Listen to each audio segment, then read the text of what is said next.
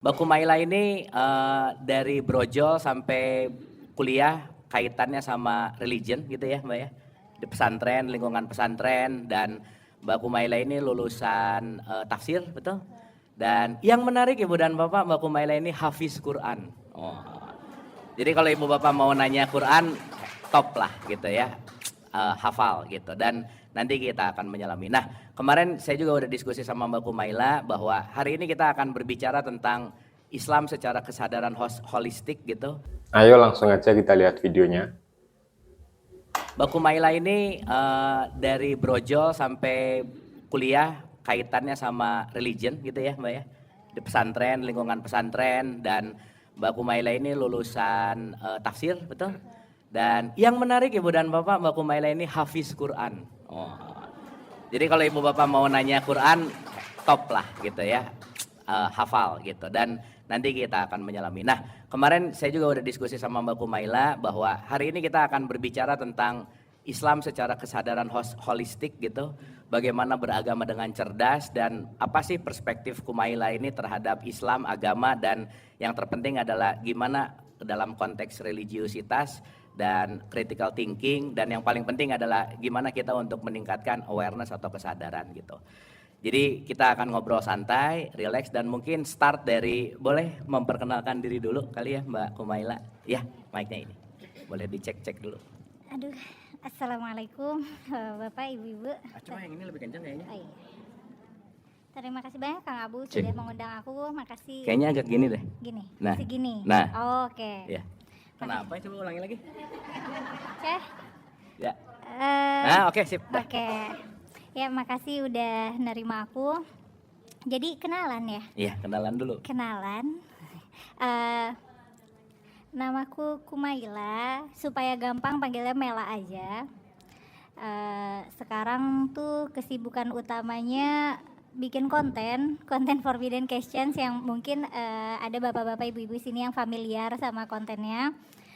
Biasanya tuh aku kontennya bahas agama dan budaya, tapi ambil perspektifnya dari pakai kerangka saintifik dan rasional gitu. Benar kata Kang Abu, aku dari sejak masuk sekolah tuh aku di pesantren. SD SMP di pesantren, terus lulus SMP sempet pesantren tradisional dulu setahun gitu, jadi nggak langsung lanjut SMA gitu, jadi belajar kayak pesantren tradisional yang nggak sekolah formal gitu, yang cuma belajar kitab kuning. Terus lanjut lagi SMA-nya Axel supaya bisa catch up sama teman-teman. Terus kuliahnya ambil tafsir gitu, jadi memang aku terkondisikan untuk terekspos dengan studi agama, terutama agama Islam. Nah, kebetulan ibuku hafal Quran, jadi emang akunya tuh udah di setup supaya hafal Quran juga gitu. Ya, emang udah dikasih disiplin hafal Quran, jadinya aku dari SD tuh udah hafal Quran gitu. Dulu disiplinnya tuh relatif keras ya, misalnya kayak sebelum tidur siang udah hafalin lagi satu halaman gitu-gitu lah. Udah gitu doang ya, tidak ada yang menarik. Oke. Nah, mungkin kita perlu tahu juga, karena saya rasa kalau kita bicara dalam konteks pesantren gitu ya, terus jadi hafal Quran dan lain-lain, sampai akhirnya ada momentum yang Mbak Kumaila ini sangat super duper bikin booming seantero netizen raya gitu, memutuskan untuk membuka kerudung gitu. Nah, itu menarik gitu ya, dan dari belief system yang tertanam, dari dogmatis yang tertanam, dari segala apapun konteks yang diterima, ternyata ada satu spirit yang Kumaila ini, Mbak Mela ini keluar, adalah bagaimana menentukan bahwa kayaknya aku nih seperti ini gitu. Nah, mungkin kita akan mulai begini. Ibu Bapak, seperti apa yang udah kita bahas gitu ya, bahwa terpapar dogma dan doktrin itu sangat luas gitu, dimana masyarakat kita tuh kadang cuman pokoknya katanya gitu ya, pokoknya katanya, tapi nggak menggunakan nalar gitu, pinjam omongan orang, tapi ketika dia berpendapat dan berargumen kadang-kadang juga jadi nggak bisa gitu, sehingga banyak yang tidak menjalani dirinya tetapi hanya mengcopy paste dan mengulang-ulang statement yang ada di luar gitu. Nah, mungkin dalam perspektif Mela ini gitu, kalau kita bicara dalam Islam gitu ya, Islam tuh apa sih sebenarnya? Pasti kan gradasi dari mulai lahir sampai sekarang, dari mulai lahir terus waktu saat di pesantren, apalagi belajar tafsir gitu. Memperdalam Islam tuh seperti apa dan perspektif Mbak Mela kekinian now Islam tuh gimana sih gitu? Gimana silakan. Mungkin yang aku pelajari tuh aku berusaha untuk melihat Islam bukan cuma dari aku tapi aku apa ya? Jadi kan ini adalah gelembung Islam misalnya. Aku ada di dalam situ. Nah, untuk aku bisa memahami Islam, aku tuh berusaha keluar dulu dan supaya aku bisa mengamati. Oke. Nah, setelah aku mempelajari, ya Islam itu sebenarnya salah satu agama dalam peradaban manusia yang panjang.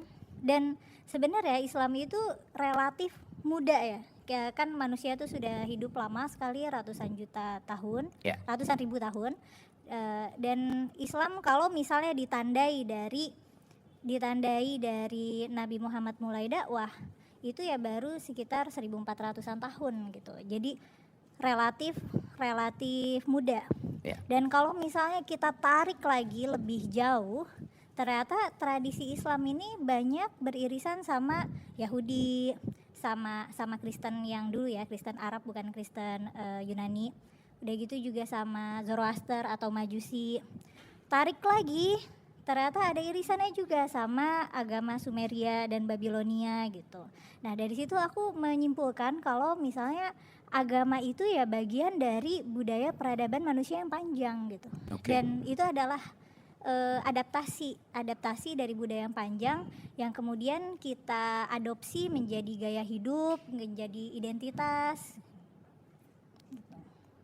Oke. Dan dari gaya hidup dan identitas menjadi sebuah peradaban, jadilah agama Islam yang sekarang ini gitu.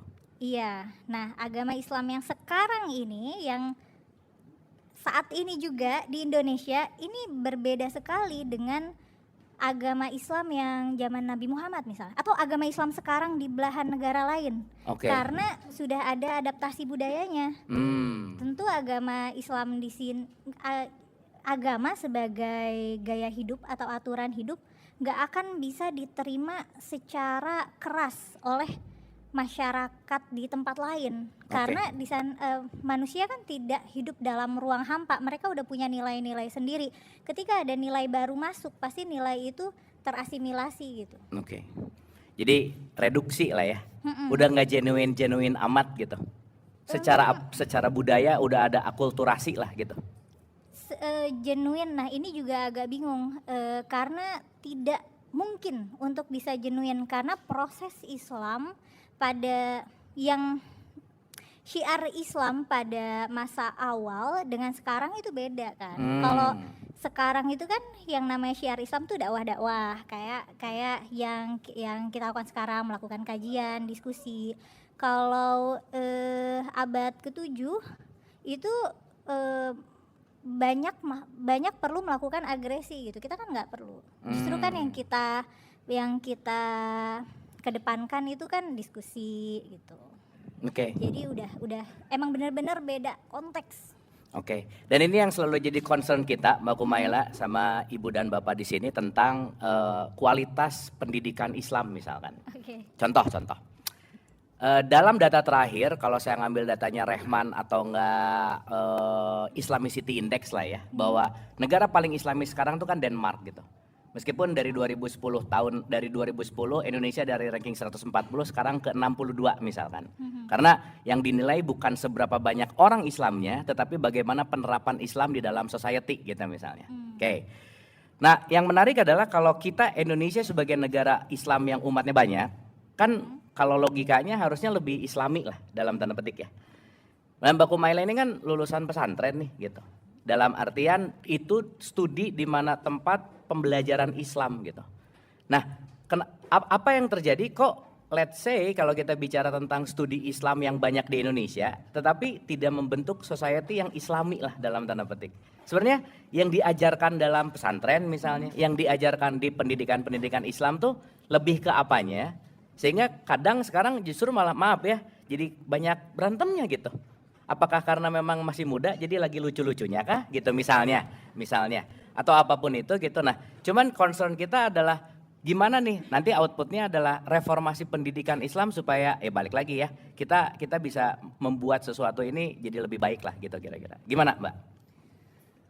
Aku ngerasa kalau misalnya tujuannya mau reformasi pendidikan, itu yang pertama harus dibenerin, yang harus dibenahi itu epistemologi gitu. Kayak epistemologi itu kayak kerangka filsafat pengetahuan, di mana ketika kita menerima pengetahuan, kita tahu pengetahuan ini tuh benar dari mana. Kita tahu ini benar dari mana gitu. Nah, Oke. misalnya gelas ini kan cangkir ini isinya teh. Aku tahu dari mana? Aku ya tinggal lihat tahu gitu. Oke, itulah videonya. Sampai jumpa di video selanjutnya. Dadah.